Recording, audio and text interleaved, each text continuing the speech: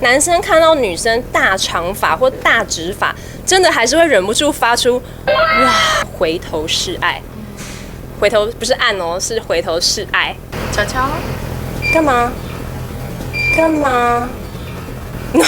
有吗？就是那个干嘛的瞬间，拍起来很漂亮。没在跟你们开玩笑。乔乔，视线左边一点哦。你吗？对边。因为刚刚自己有讲到，就是用头发就是来对男生是蛮有效果的。对，因为我觉得。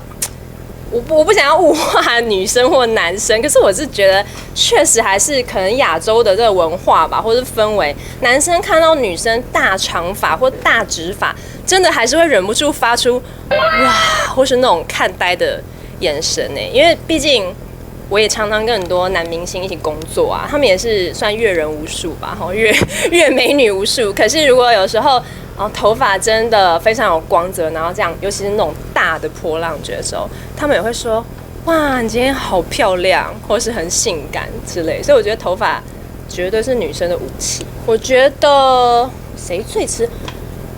就讲来讲去，好，怎么都是一样的人。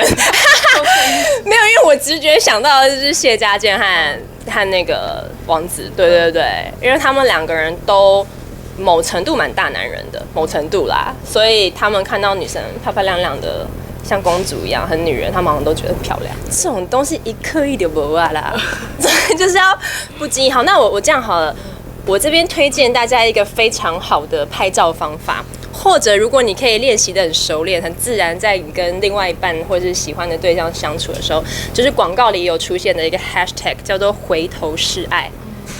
回头不是按哦，是回头是爱。对，就是有时候很多女生都说：“好，我好羡慕你们拍照都好好看，我不知道怎么拍的那么自然。”我跟你讲，重点就是你不可以定格，你要动。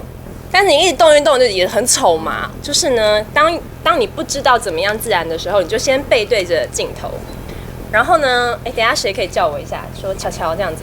好，你吗？你负责吗？谢谢。好，等我一下，我要先把头发顺好。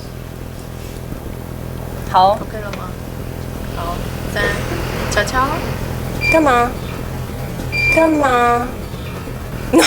有吗？就是那个干嘛的瞬间，拍起来很漂亮。没在跟你们开玩笑。对，然后你不用干嘛？不用，你只要轻轻的说，哈，就是然后你的头发在那个飞一点点的那个时候，就是会很漂亮，在镜头上。然后恋情这种东西没有什么好期不期许的，就是有就有，没就没，期许也不会发生什么神奇的事情，我觉得啦。